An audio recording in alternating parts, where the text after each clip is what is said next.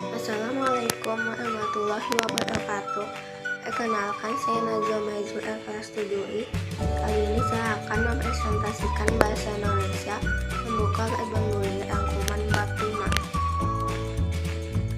A. Membedah buku bergambar. Apakah kalian tahu dengan buku bergambar? Buku bergambar adalah buku yang terdiri atas elemen teks dan gambar yang saling mendukung. Bagaimana buku bergambar dibuat? Untuk membuat buku bergambar yang baik, penulis, ilustrator, editor, dan penata letak atau desainer bekerjasama untuk menghasilkan teks cerita dan gambar atau ilustrasi yang padu dan memikat. Elemen teks dan gambar pada buku membantu pembaca memahami materi bacaan, menangkap emosi, nada, serta suasana pada bacaan.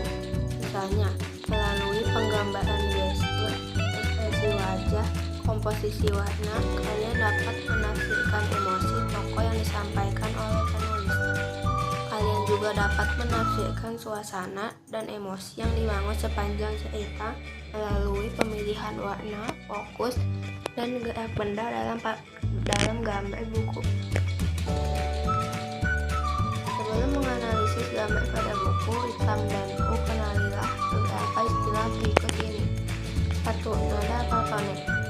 Nada atau tone dihasilkan dari pencampuran beberapa warna sehingga dapat dihasilkan warna dengan nuansa yang cerah atau gelap. Nada pada gambar biasanya mewakili emosi senang atau ceria, optimis, muram atau sedih yang disampaikan penulis. 2. Fokus.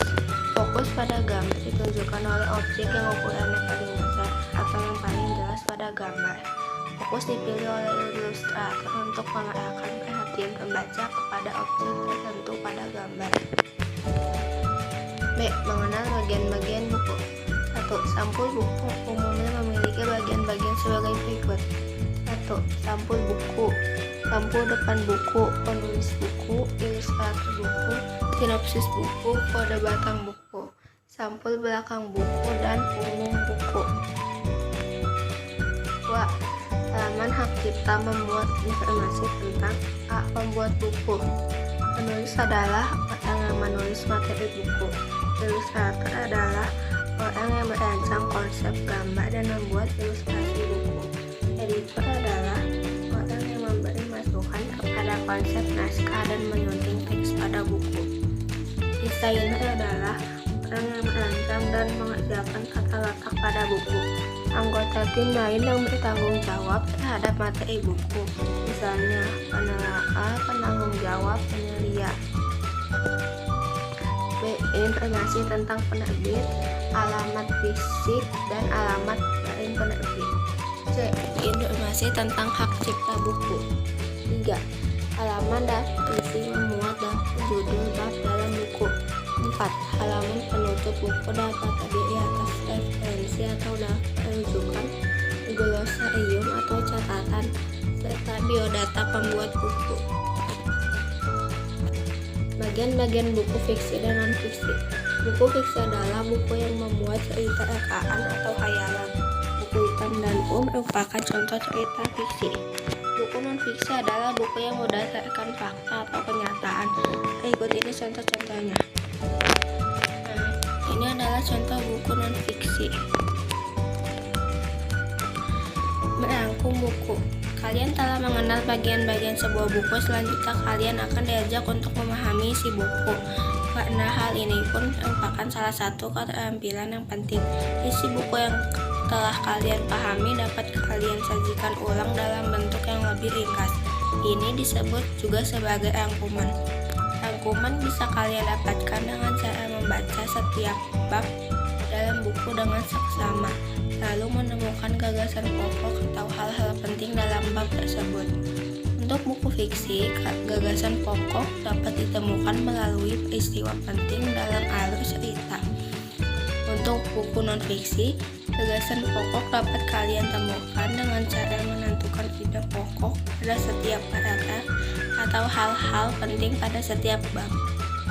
Setelah itu kalian tinggal menyusun setiap gagasan utama tersebut ke dalam satu karangan. D. Menyajikan tanggapan terhadap buku. Kalian telah mempelajari bagian-bagian buku dan cara memahami isi buku melalui rangkuman. Kedua hal ini akan membantu kalian untuk satu, mencari informasi terkait materi dalam buku dengan lebih cepat. Misalnya, kalian dapat mencari arti kata tertentu dalam buku dengan memeriksa bagian glosarium di halaman penutup buku dan tulis kepada orang lain. 2. Memberikan informasi pendukung saat kalian menyajikan buku tersebut secara lisan dan tertulis kepada orang lain. Teks tanggapan adalah teks yang berisi penilaian ulasan atau esensi terhadap suatu karya. Contohnya film, buku, novel, drama, dan sebagainya. Sehingga orang lain mengetahui kelebihan dan kekurangan karya tersebut. Teks tanggapan juga dikenal dengan esensi. Teks ini bertujuan menyampaikan pengalaman seseorang saat membaca atau menonton sebuah karya. Membaca teks tanggapan bermanfaat bagi para pembaca buku atau penonton film. Kita dapat mengetahui buku-buku dan tayangan film yang baik dari perspektif pembaca dan pemirsa lain. Kalian dapat menelusuri esensi buku dalam media sosial dan komunitas pembaca buku. Salah satunya www.goodreads.com. Kalian dapat mengetik judul buku yang ingin kalian baca di sana, dan kalian segera dapat menemukan esensi yang ditulis oleh beberapa pembaca. Apabila kalian gemar memirsa tayangan video, laman YouTube juga menampilkan esensi buku-buku yang menarik. Kalian dapat menyajikan tanggapan terhadap buku yang kalian baca atau film yang kalian tonton secara lisan. Tanggapan tersebut dapat kalian paparkan kepada teman atau kemudian kalian unggah di media sosial. Dengan menyajikan tanggapan, kalian membantu teman kalian memilih bacaan atau film yang menarik. Karena itu, kalian perlu menonjolkan kekuatan buku atau film yang kalian tanggapi tersebut pada saat memaparkan tanggapan. Ingatlah untuk 1. Menggunakan sapaan yang santun, akrab, dan sesuai dengan usia pendengar yang kalian tuju. 2. Berbicara dengan ekspresi wajah dan gestur tubuh yang baik, ramah, dan volume suara yang cukup keras. Pada saat berbicara, arahkan pandangan kalian ke pendengar atau kamera yang merekam kalian, dan pilihlah kata-kata yang baik, formal, serta dapat dipahami oleh pendengar. Mengenali ragam kalimat dan struktur teks tanggapan. Kalian akan berlatih menyajikan teks tanggapan yang baik. Pada saat menangkapi buku, kita akan menilai sajian materi buku oleh penulis. Kita mungkin setuju, tidak setuju, atau memberikan saran agar penulis memperbaiki tulisannya. Karena itu, kalian perlu memahami ragam kalimat yang digunakan dalam teks tanggapan. 1. Tanggapan yang menguatkan atau menyetujui pendapat penulis.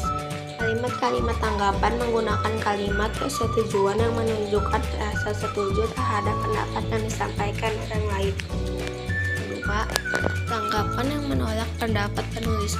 Tanggapan ini menggunakan kalimat penolakan dan gaya bahasa penghalusan yang umumnya ditandai dengan konjungsi akan tetapi untuk menunjukkan pertentangan yang menolak pendapat sebelumnya. 3. Tanggapan yang memberikan saran kepada penulis. Tanggapan ini memberikan saran perbaikan setelah sebelumnya menunjukkan. Apabila kalian perhatikan, sebuah teks tanggapan memiliki struktur sebagai berikut. 1. Konteks, yaitu bagian ini berisi tentang pengenalan buku yang akan ditanggapi. 2. Deskripsi, berisi penjelasan lebih detail tentang isi buku, dari mulai ide cerita, lalu sampai tokoh-tokohnya.